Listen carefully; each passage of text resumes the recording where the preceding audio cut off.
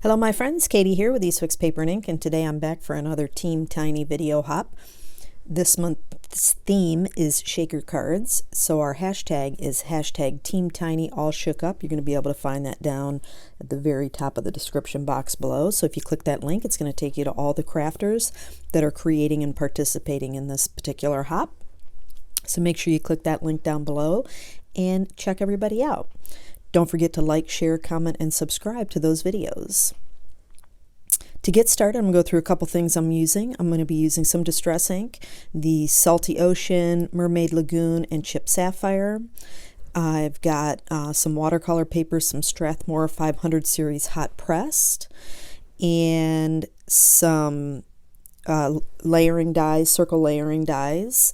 And I'm going to be using the Zen Ocean stamp set from Honeybee Stamps, as well as the Mermaid Song, I think it is. We'll see it here in a second, but that's just some embossing ink from Gina K. I've got some shaker material.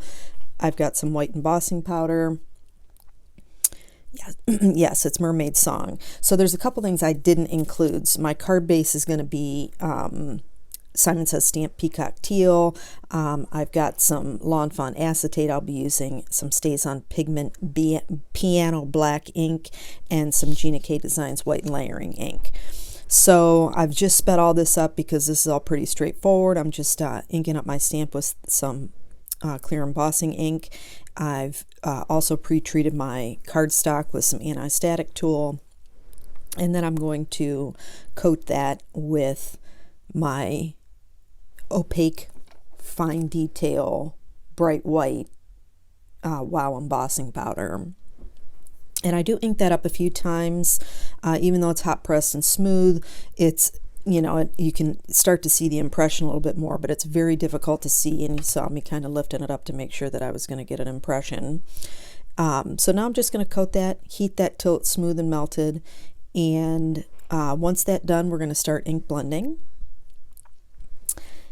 And I used a makeup brush, and I probably should have used some foam blender tools. Makeup brushes, if you haven't checked out my blending video, I do a comparison on tools, but I also include paper, which is why I'm using the hot pressed.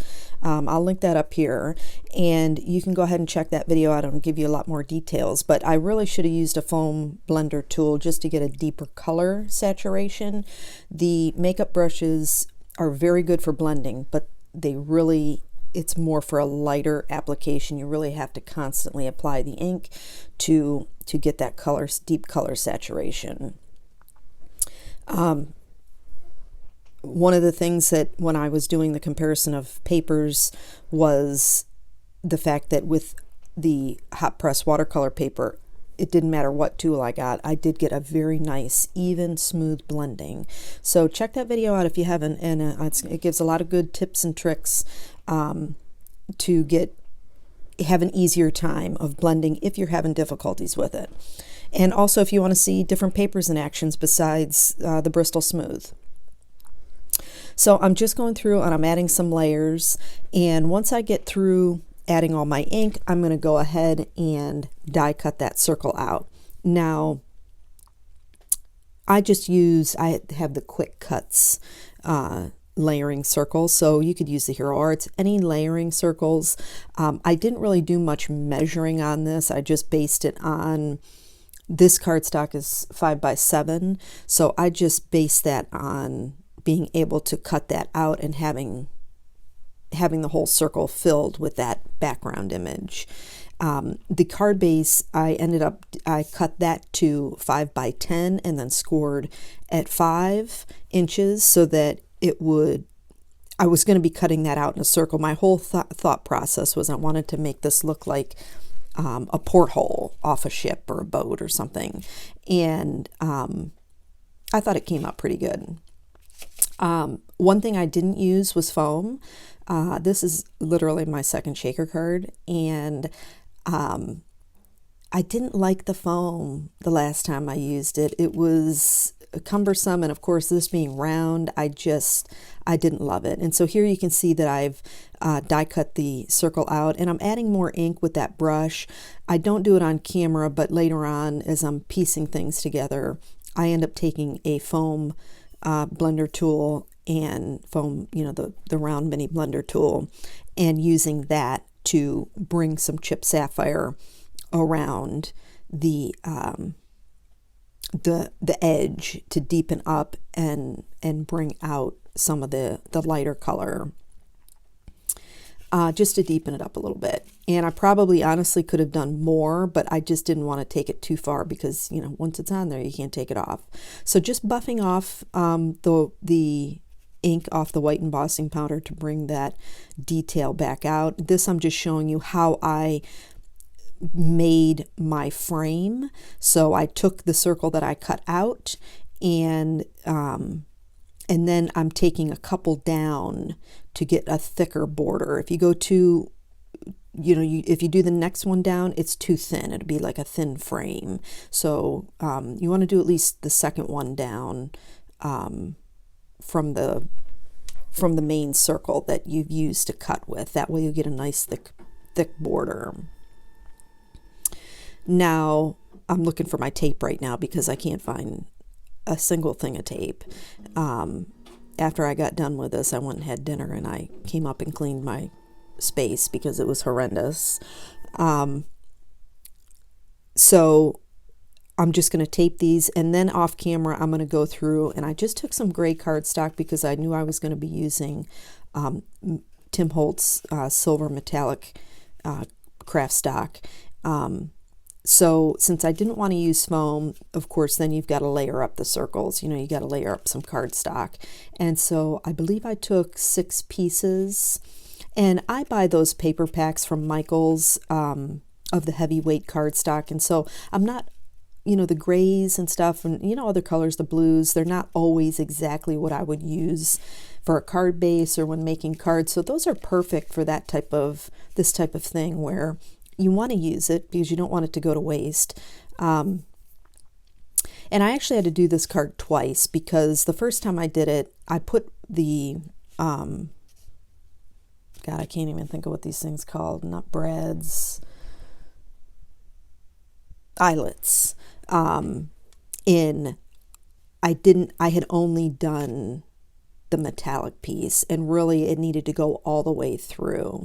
Each layer of cardstock, acetate, the foil, even the background image needed to have the holes punched and the eyelet put all the way through. Otherwise, there would have been some pretty big gaps, and you wouldn't have been able to close it properly. So I take the cardstock and I piece everything together. I went ahead and I stamped the sentiment "Sending a Sea Full of Love" from the Mermaid Song with the piano black pigment ink, and that's when you saw me put the clip together. I glued everything together, and then I took some clips and put it around to make sure everything got glued nice and tight. And then I'm putting this together. And so I'm going to take all those clips that you see and clip it around the circle. Actually, I'm going to do 4. So you're 12 o'clock, 6 o'clock, 3 o'clock, and 9 o'clock. And then I'm going to, in between those spaces, take my little poker tool, just a fine tip. You could even use a safety pin or something, just to put a dot onto that metallic cardstock so that I know where I need to punch, because when you're kind of down in there, you can't really see. So you can see I've got those 4 clips on there. You can see that it shakes okay. Really, I probably should have layered a couple more pieces of cardstock, but you'll see when I do show you a punch. I use the Recollections ones, eyelets. It shakes, so I didn't have you suffer through that, but I wanted to show you that even with, so this was probably about 7, 8, maybe with the acetate and the metallic cardstock, that it takes some force. So It probably could have gone through even if I had a couple more pieces of cardstock in there, but to be safe, I didn't. I just didn't. So it's a little tight, with the shakes. You can hear me kind of shaking it, but it shakes okay. So I go ahead and I punch all the holes that are necessary for the spaces that don't have the clips. And I go through and I punch all those holes, and you can see that there. And then I go ahead and I'm going to show you the eyelets. I'm going to put an eyelet in. I think I filmed this. I think I showed you this one too. It wasn't so bad. This is a lot softer of a metal. The only downside was with the thickness, and I really couldn't have gone any thicker either after doing this, was because you can see I'll probably show it later on. The eyelet doesn't go completely through. It goes through enough to hold everything together, but they're not quite long enough. The piece that would smash down is not quite long enough. So it was perfect. I really couldn't have taken it any farther. And so I'm just going to go through and add all these eyelets. In fact, because it doesn't shake so much. Yeah, see? And so now I'm going to do the same thing. I'm going to go through and I'm going to add in mark my spots where I need the holes to go. And I'm going to go through and punch those. I don't show that because I know the camera shakes. But yeah, so that's how I actually kind of closed everything in, was just with these eyelets. And I thought it was pretty neat. When we decided on doing the shaker theme, I didn't know what the heck to do. And my husband said, well, why don't you do an ocean theme one? Now I have a couple other ideas. So if you saw my other shaker card that I did for Team Tiny, and that was just I think I did it for like Valentine's Day or something like that. I used the glimmer foil system and made like candy hearts. And I use those as my shaker pieces. Now, what I have in here is just stuff I had in my stash, some sequins. But I was going to add in the little starfish and, cut out the little fish and use those and the coral and stuff like that, and add those in for some of the shaker pieces. I didn't have time to really do that. I'm not very good at fussy cutting, and I'm waiting on the dies and stuff to come for that. Obviously, with what's happening in the world, it's going to be a while, and that's okay. But I thought this was good enough. If I was going to do it again, I certainly would add those elements, because I think it'd just be absolutely cute to have, and color those up or watercolor those or whatever, and have some brighter color in there besides just the blues. But I think this is pretty cute how it turned out. So here I'm just I'm taking out trimming up that card base, and I ended up having to use the back side and flip it around so you see that texture, which is no big deal because the shaker panel is gonna cover that up.